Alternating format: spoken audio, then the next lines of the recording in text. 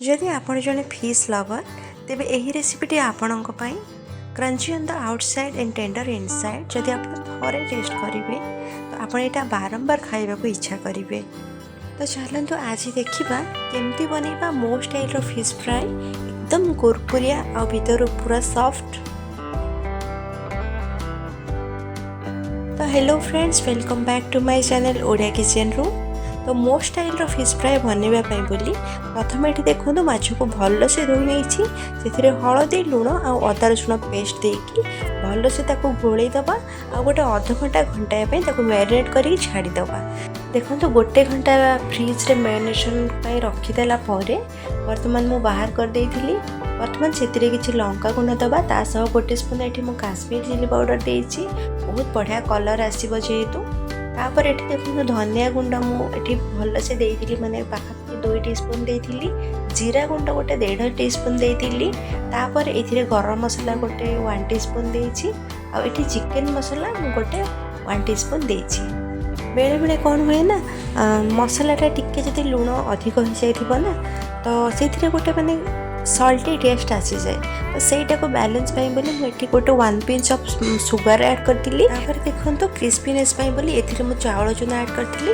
आपण ता बदले कॉर्नफ्लावर भी ऐड कर दे परबे, किंतु चावल चूना रे बेसी क्रिस्पी रहे। तापर देखो एटा को भल से मिक्स कर दबा। एठी देखो हबी मिक्स कर कारण जेहेतु माने आयु भी छोट अच्छी सी बेले बेले मत छाड़ेनी, तो ये हजबैंड टी हेल्प कर दौरान मोर भल से माने देखो कोटिंग दे सारा पर तेल गरम कर देइथिली।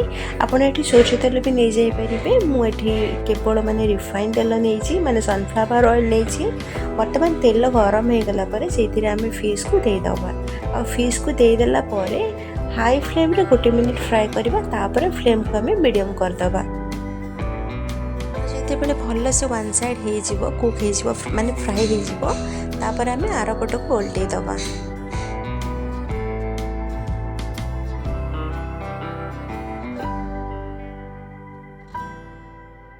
जिते बड़े माछ दुई पटर भल से फ्राई फ्राई होगा पर आम बाहर करदबा।